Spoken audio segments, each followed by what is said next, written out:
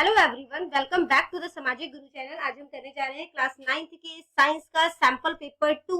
तो आइए paper start करते हैं। सबसे पहले देख लेते हैं कि हमारा पेपर पैटर्न किस तरीके का होने वाला है। तो पेपर आपका 80 मार्क्स का आएगा। टाइमिंग आपको 3 घंटे की दी जाएगी। सबसे पहले जो है वो पार्ट ए, इसमें 17 एमसीक्यूज पूछे गए हैं आपसे। तो इसमें सबसे पहला जो एमसीक्यू पूछा गया है वो है विच of the following is a substance. इसमें से कौन सा जो है वो सब्सटेंस है। तो सब्सटेंस होता क्या है, जो कि सिंगल फॉर्म होता है, ठीक है, प्योर होता है और सिंगल फॉर्म होता है मैटर का, उसे जो है हम लोग सब्सटेंस कहते हैं। इसका जो है वो फिर तो करेक्ट आंसर क्या हो जाएगा, वाटर। अगला है salt can be obtain from sea water by. तो समुद्र के पानी से नमक जो है वो किस तरीके से निकाला जाता है। तो उसमें जो है वो पानी को एवोपरेट कर देंगे, तो बाद में जो मतलब बच जाएगा वो क्या होगा, नमक होगा। नेक्स्ट है विच of the following will show Tyndall effect. इसमें से कौन सा जो है वो टिंडल इफेक्ट शो करता है, स्टार्च सॉल्यूशन, ठीक है। अगला क्वेश्चन है atomic number means. Atomic number जो है उसका क्या मतलब होता है, नंबर ऑफ प्रोटॉन्स, जिसे कि Z से डिनोट किया जाता है, ठीक है। अगला क्वेश्चन है विच of the following is the correct electronic. यहाँ पे जो है वो कॉन्फ़िगरेशन होगा, ठीक है, डिस्ट्रीब्यूशन नहीं होगा, कॉन्फ़िगरेशन होगा ऑफ सोडियम। तो इलेक्ट्रॉनिक कॉन्फ़िगरेशन इसका क्या है। तो देखो बच्चों, जो सोडियम होता है उसका एटॉमिक नंबर क्या होता है, 11, ठीक है। तो इसका इलेक्ट्रॉनिक कॉन्फ़िगरेशन क्या होता है, सबसे पहले जो है वो 2 बनेगा, ठीक है, फिर उसकी वैलेंसी पूरी हो जाएगी, 8 बनेगा और उसके बाद जो बच जाएगा वो 1 बनेगा, ठीक है। तो 2 8 1 जो है इसका आंसर है। नेक्स्ट है who invented the cell. Cell जो है वो किसने जो है वो खोजा था, रॉबर्ट हुक ने, ठीक है। नेक्स्ट क्वेश्चन है which tissue connects bone to muscle. कौन सा टिश्यू जो है वो बोन्स को मसल के साथ जोड़ता है, tendon. Which of the following is not found in phloem tissue. तो इसमें से कौन सा जो है वो फोलम टिश्यू में जो है वो नहीं पाया जाता। तो फोलम टिश्यू में जो नहीं पाया जाएगा वो है यहाँ पर जाइलम पैरेंचाइमा, ठीक है। तो यहाँ पर बच्चों देखो क्या कौन कौन सा होता है, पहले हम वो देख लेते हैं कि फोलम टिश्यू में 4 जो है वो कह सकते हैं कि इसके पार्ट्स होते हैं। सबसे पहला होता है कंपेनियन सेल, ठीक है, कंपेनियन सेल। दूसरा होता है सीव, सीव एलिमेंट कह सकते हो या सीव टिश्यू कह सकते हो, ठीक है, सीव एलिमेंट। और इसके बाद जो है फिर फोलम फाइबर आ जाता है, ठीक है, फ्लोएम फाइबर, फाइबर्स। और इसके बाद आ जाता है फोलम पेरेंचाइमा, ठीक है। नेक्स्ट क्वेश्चन जो आपसे पूछा गया है वो है binomial nomenclature clature consist of 2 names. तो वो 2 नेम से जो है वो बने हुए हैं और वो क्या है, तो ये जो है वो जीनस और स्पीशीज है, ठीक है। नेक्स्ट जो क्वेश्चन आपसे पूछा गया है वो है कि एसआई यूनिट जो फोर्स का है वो क्या है। तो एसआई यूनिट जो फोर्स का होता है वो न्यूटन। इसके बाद जो नेक्स्ट क्वेश्चन आपसे पूछा गया है the unit of measuring the momentum of a moving body. तो मोमेंटम जो है किसी मतलब कि कह सकते हो किसी मूविंग बॉडी का नापने के लिए उसको जो है वो कैसे जो है वो नापा जाता है। तो इसके लिए केजी, ठीक है, इसको हम कहते हैं किलोग्राम मीटर पर सेकेंड, ठीक है, उसमें इसे नापा जाता है। अगला क्वेश्चन है how much is the weight of an object on the moon as compare to its weight on the earth. तो किसी ऑब्जेक्ट का वेट अर्थ के कंपैरिजन में मून पर कितना होगा, उसका 1/6 होगा, ठीक है। ग्रेविटेशनल फोर्स जो है उसकी वजह से क्या होता है, टाइड्स भी आते हैं, मून का मोशन भी होता है, तो दोनों ही जो है वो correct answer. The layer that covers the whole of the earth like a blanket is called. तो जो लेयर जो कि कंप्लीट अर्थ को ब्लैंकेट की तरह कवर करके रखे, यहाँ पर लेयर भी आपको जो है वो पूछा जा सकता है, ठीक है। एयर भी मैंने देखा किसी क्वेश्चन में, तो एयर भी था। तो अगर लेयर आए या एयर आए, दोनों के लिए ही जो है वो एटमोस्फेयर जो है वो लिखना, ठीक है, क्योंकि जो एटमोस्फेयर है वो अर्थ को ब्लैंकेट की तरह कवर करके रखता है। अगला क्वेश्चन है विच of the following can cause water pollution. तो इनमें से कौन सा वाटर पॉल्यूशन क्रिएट करेगा, केमिकल फर्टिलाइजर भी करेगा, पेस्टिसाइड भी करेगा, मर्क्यूरी सॉल्ट भी करेगा। तो all of the above. Which among the following is a local Indian breed of cattle. तो कैटल की जो इंडियन लोकल ब्रीड है वो कौन सी है, रेड सिंधी। एपीकल्चर जो है वो किसका कल्टीवेशन होता है। तो बेसिकली एपीकल्चर जो होता है वो बीज का कल्टीवेशन होता है, ठीक है। आगे बढ़ने से पहले अगर आपको हमारी वीडियोस पसंद आती है, हमारी वीडियोस आपके लिए किसी भी तरीके से हेल्पफुल है, तो चैनल को फटाफट से सब्सक्राइब कर दो, क्योंकि यहाँ पर इस तरीके का हेल्पफुल कंटेंट अपलोड होता रहता है। तो चलिए चलते हैं पार्ट बी पर। इसमें हर क्वेश्चन आपसे 2 मार्क्स के पूछे गए हैं। टोटल आपसे 12 क्वेश्चन पूछे जाएंगे, तो 24 मार्क्स का आपका पार्ट बी है, ठीक है। तो इसमें जो 18th क्वेश्चन है हमारा वो है how does water kept in an earthen pot. यानी कि मटके में जो पानी जो रखा जाता है वो गर्मियों में कैसे ठंडा हो जाता है। An earthen pot consists of many tiny pores through which the liquid inside the pot evaporates. तो इस मटके में जो है वो काफी छोटे छोटे छेद होते हैं, जिसकी वजह से जो है वो एवोपरेशन का प्रोसेस जो है वो होता रहता है। और हमें पता है कि एवोपरेशन की वजह से कूलिंग प्रोसेस जो है वो होता है। तो एवोपरेशन क्योंकि काफी ज्यादा हो रहा है, तो जिसकी वजह से जो है वो गर्मियों में भी पानी जो है वो ठंडा हो जाता है। ठीक है, अगला क्वेश्चन है होमोजीनियस और हीट्रोजीनियस मिक्सचर में डिफरेंस बताना है एग्जाम्पल के साथ। तो होमोजीनियस मिक्सचर जो होता है, ये जो है इसमें कंप्लीटली जो है वो मिक्स हो जाता है। ठीक है, मतलब सब्सटेंस जो है कंप्लीटली मिक्स हो जाता है, आप उसे अलग नहीं कर सकते। ठीक है, यूनिफॉर्म कंपोजिशन होगा, और यहाँ पे मतलब कि विजिबल बाउंड्री जो है वो नहीं होगी। जैसे पानी जब आप जो है वो पानी में चीनी जो है वो डिजोल्व करोगे, तो आप चीनी और पानी को अलग अलग उसकी लेयर नहीं बनेगी। ठीक है, जबकि हीट्रोजीनियस मिक्सचर जो है ये कंप्लीटली जो है उसके साथ मिक्स नहीं होंगे, ये सेपरेट जो है वो रहेंगे। ठीक है, इनका यूनिफॉर्म कंपोजिशन नहीं होगा, और इनकी जो है विजिबल बाउंड्री होगी। जैसे कि जब आपने पानी के साथ जो है वो मिट्टी को मिला दिया, तो मिट्टी जो है वो अलग दिखेगा और पानी जो है वो अलग दिखेगा। ठीक है, इसी तरीके से जो आप शुगर और सैंड का जो है वो एग्जांपल ले सकते हो। अगला जो क्वेश्चन है, नेम द 3 सब atomic particles of a atom. तो एटम के जो है वो सब एटॉमिक पार्टिकल्स बताने हैं, तो वो कौन से होते हैं? प्रोटॉन, इलेक्ट्रॉन और न्यूट्रॉन। नेक्स्ट क्वेश्चन है, लाइसोसोम्स को सुसाइड बैग के नाम से क्यों जाना जाता है? तो इसको सुसाइड बैग के नाम से इसलिए जाना जाता है because in case of any disturbance of their cellular metabolism they release their own enzymes to digest their own cell. तो अगर कोई भी डिस्टर्बेंस होती है उनके सेल्स में, तो ये जो है वो रिलीज करते हैं अपने एंजाइम्स, जो कि इनके खुद के सेल को ही खा लेते हैं। ठीक है, अगला क्वेश्चन है, what are the advantages of classifying organism. तो ऑर्गेनिज्म को क्लासिफाई करने के क्या फायदे हैं? There are large number of organism, काफी सारे ऑर्गेनिज्म है हमारी अर्थ पर, एंड और ये जो है वो बहुत ज्यादा डिफिकल्ट हो जाता है कि हम उनके बारे में इंडिविजुअली स्टडी करें। ठीक है, तो स्टडी को इजी बनाने के लिए जो है हम उनको क्लासिफाई कर देते हैं। अगला क्वेश्चन है, explain why some of the leaves may get detached from a tree if we vibrately shake its branch. अगर हम किसी पेड़ को जो है बहुत जोर से हिलाते हैं, तो कुछ पत्तियां जो है वो उससे अलग हो जाती है। ऐसा क्यों होता है?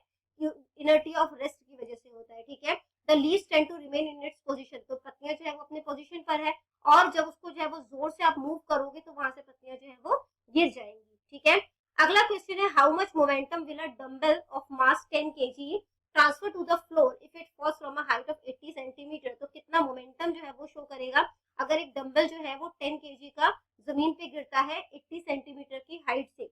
ठीक है, take its downward acceleration to be, उसका जो डाउनवर्ड एक्सेलरेशन है उसको आपने जो है वो 10 ms माइनस 2 लेना है। ठीक है, तो अब इसको देखते हैं। तो सबसे पहले जो है वो हम इनिशियल वेलोसिटी जो है वो निकाल लेते हैं। तो इनिशियल वेलोसिटी कितनी है? तो इनिशियल वेलोसिटी जो है वो हमारी कितनी है? इनिशियल वेलोसिटी इसको जो है हम u से जो है वो मेजर करते हैं। ठीक है, तो u जो है वो 0 है। ठीक है, इसके बाद जो मास है हमारा यहाँ पर, यानी कि जो वेट है, उसको हम m से डिनोट करेंगे, और वो 10 kg का है। ठीक है, हाइट यानी जो मतलब यहाँ पे हम कह सकते हैं जो स्पीड है, सॉरी जो डिस्टेंस है, डिस्टेंस जो है वो s से मेजर किया जाता है। ठीक है, जो डिस्टेंस है यानी s है वो 80 सेंटीमीटर है। अब यहाँ पे मीटर सेकंड में है, इसलिए यहाँ पर हम इसको मीटर में कन्वर्ट कर देंगे। तो 80 को जो है वो हमने यहाँ पे 100 से डिवाइड कर दिया, तो क्या बन जाएगा? 0.8 मीटर।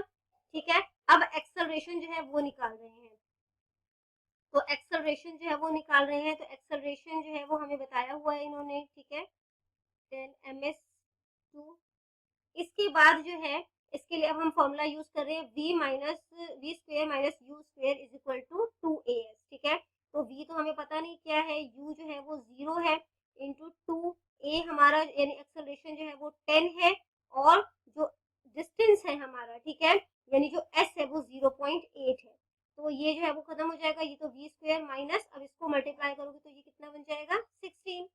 ये 2 जो है वो उधर जाकर जो है वो अंडर रूट में इसको कन्वर्ट कर देगा। ठीक है, यानी कि 4 मीटर पर सेकेंड हो जाएगा। अब मोमेंटम निकालते हैं। तो मोमेंटम जो है उसका फॉर्मूला क्या होता है? वो होता है m मल्टीप्लाई v। ठीक है, तो मास जो है वो 10 है, और जो वेलोसिटी है वो हमारी 4 है, तो 10 4 सा 40 kg मीटर पर सेकेंड। ठीक है, अगला जो क्वेश्चन हमसे पूछा गया है वो है, why does an object float और sink when placed on the surface of water. तो जब चीजों को जो है वो पानी के सरफेस पे रखा जाता है, तो कुछ चीजें डूब जाती है और कुछ तैरती है। ऐसा क्यों होता है?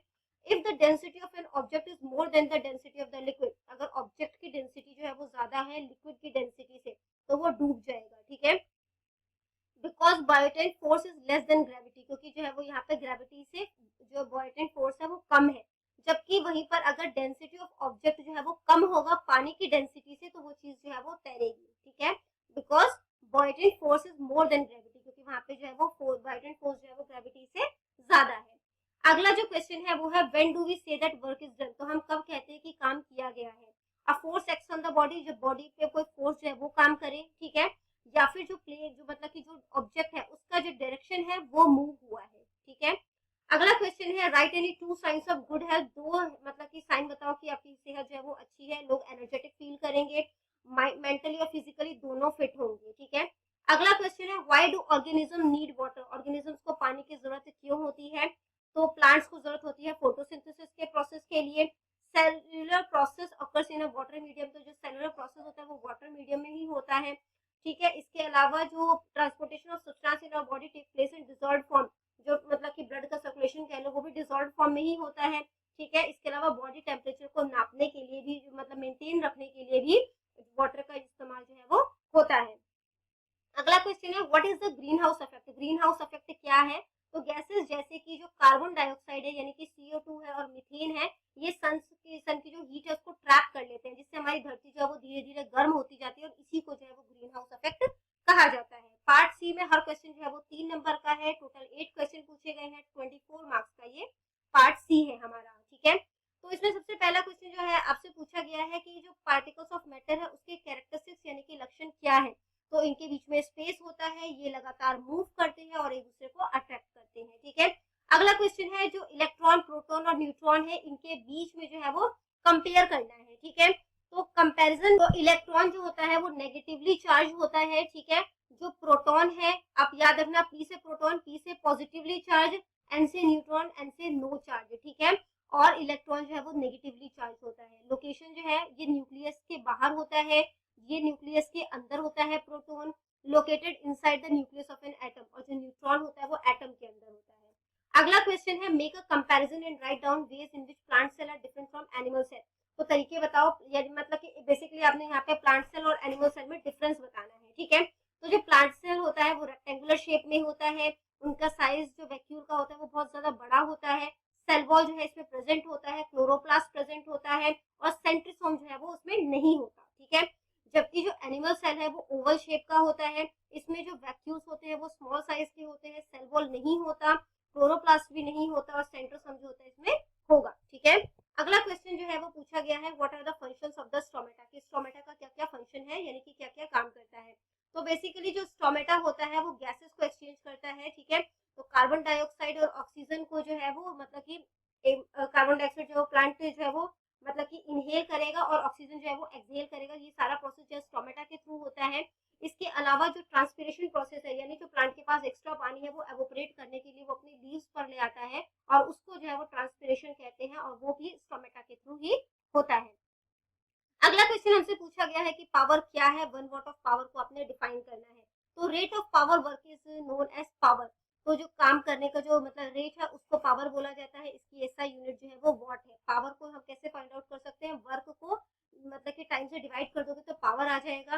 Power of an object is said to be 1 watt, तो किसी भी पावर जो है हम 1 वाट तब कहेंगे जब 1 जूल, ठीक है, का काम जो है वो 1 सेकेंड में किया जाए। अगला क्वेश्चन है which organisms are called primitive and how are they different from the so called advanced organism, तो ऑर्गेनिज्म को प्रिमिटिव क्यों कहा जाता है और ये एडवांस्ड ऑर्गेनिज्म से किस तरीके से अलग है, ठीक है। An organism which is simple, तो जो सिंपल है उन्हें प्रिमिटिव कहा जाता है। On the other hand an organism with high level of division of labour, या मतलब कि इसमें काफी सारा जिसमें लेबर का डिवीजन होगा, ठीक है, bye formation of organ, organ system, तो जिसमें ऑर्गन्स अलग अलग हैं, ऑर्गन सिस्टम अलग अलग है, तो उन्हें जो है वो एडवांस्ड ऑर्गेनिज्म जो है वो कहा जाएगा।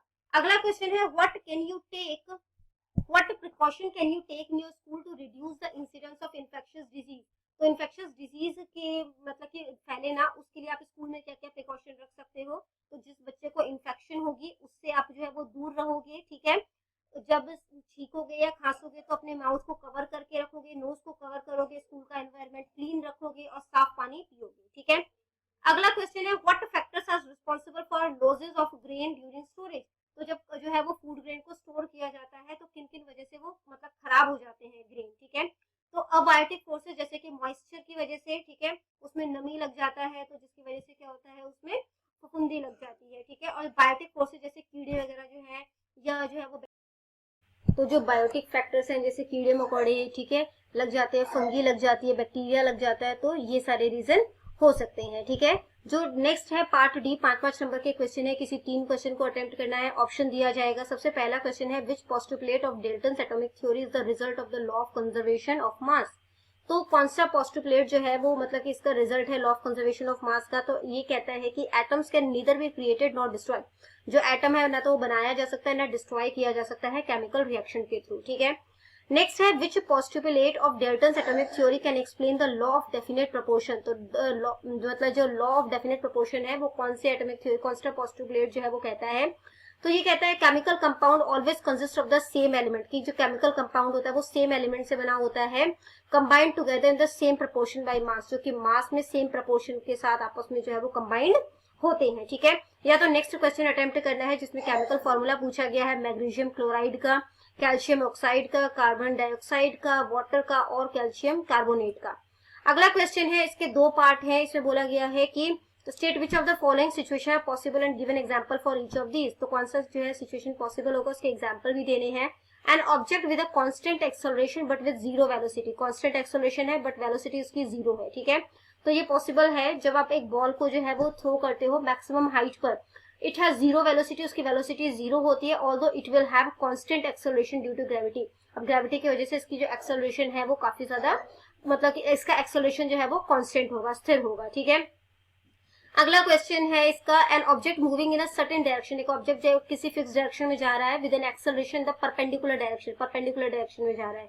Yes when a car is moving in circular track, तो कार जब एक सर्कुलर ट्रैक में मूव कर रहा है, ठीक है, इट्स एक्सेलरेशन इज परपेंडिकुलर, तो उसका जो एक्सेलरेशन होगा वो परपेंडिकुलर होगा उसके डायरेक्शन के। या तो नेक्स्ट क्वेश्चन अटेम्प्ट करोगे जो कि है what is the nature of the distance time graph for uniform and non uniform motion of an object. तो मतलब टाइम ग्राफ का जो है वो क्या यूनिफॉर्म और नॉन यूनिफॉर्म मोशन में किस तरीके से इसका ग्राफ चार्ट होगा वो बताना है। तो distance time graph for uniform motion is a straight line making some angle with time axis. तो इसका डायग्राम जो है वो कुछ इस तरीके का होगा, डायग्राम भी बनाना है, ठीक है। तो यहाँ पर जो है वो डिस्टेंस आएगा, ठीक है, और यहाँ पर जो है वो टाइम होगा। तो यूनिफॉर्म में स्पीड जो है वो प्रॉपर उसी तरीके से चलेगा, ठीक है। तो ये यूनिफॉर्म का हो गया, और जो नॉन यूनिफॉर्म है उसमें जो है वो क्या होगा, उसको पैराबोला कहते हैं, ठीक है। इस तरीके से जाएगा, यहाँ पर जो है वो डिस्टेंस है, यहाँ पर टाइम है, और ये वाला ग्राफ जो है वो किसका है, नॉन यूनिफॉर्म मोशन का, ठीक है, नॉन यूनिफॉर्म। तो non distance time graph for non uniform motion इस पर पैराबोला, तो उसको पैराबोला बोलते हैं। अगला क्वेश्चन है what does the odometer of an automobile measure. तो वो क्या नापता है, वो डिस्टेंस नापता है ट्रेवल्ड बाय अ व्हीकल, की जो व्हीकल है वो कितना डिस्टेंस जो है वो ट्रेवल कर रहा है। अगला कि why are the ceiling of concert halls curve, तो जो छत होती है ना कॉन्सर्ट हॉल्स की वो कर्व्ड क्यों होती है।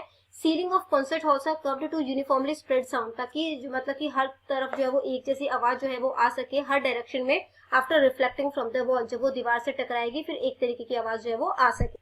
नेक्स्ट क्वेश्चन है what is the Audible range of the average human ear. तो कितना जो है वो आवाज इंसान सुन सकता है, 20 हैजर्ड से लेकर 20,000 हैजर्ड तक। या तो नेक्स्ट क्वेश्चन अटेम्प्ट करो कि explain the working of an application of a sonar, sonar का जो वर्किंग एप्लीकेशन है वो बताना है। तो सोनार है क्या, साउंड नेविगेशन एंड रेंजिंग है। It consist of a transmitter and a detector and is installed in a boat और अ शिप। तो ये जो है वो इसमें जो है वो ट्रांसमीटर होता है, एक डिटेक्टर होता है जो कि बोट और शिप में इंस्टॉल किया होता है। ये जो ट्रांसमीटर होता है वो ट्रांसमिट करता है अल्ट्रासोनिक वेव्स को, ठीक है। These waves travel through water and after striking the object on the seabed gets reflected back and are sensed by the detector। तो ये जो वेव्स होती है ये पानी के अंदर जाते हुए जो है वो जमीन से सीबेड से टकराती है और वापस जो है वो डिटेक्टर तक पहुंचती है, जिससे कि जो है इसको सेंस किया जा सकता है। सोनर कैलकुलेट द डिस्टेंस, तो सोनर जो है वो कैलकुलेट करता है distance of the object by measuring time taken for transmission and reception of the signal, कि कितने टाइम पे वो जो है सिग्नल वापस आया, उससे जो है वो टाइम डिटेक्ट किया जाता है। The sonar technique is used to determine, तो इसका इस्तेमाल जो है वो समुद्र की गहराइयों को नापने के लिए किया जाता है, and to locate the underwater hills, और पानी के अंदर जो पहाड़ियां हैं उनका पता लगाने के लिए, वैलीज का, सबमरीन, आइसबर्ग्स और जो जहाज डूब जाते हैं उनका पता लगाने के लिए इनका इस्तेमाल जो है वो किया जाता है। तो बच्चों यहाँ पे हो जाती है हमारी वीडियो खत्म। इनकेस आपको कोई भी डाउट है तो आप कमेंट सेक्शन में क्वेश्चन कीजिए, मैं आपको रिप्लाई करने की कोशिश करूंगी। Thank you very much and all the best for your exams.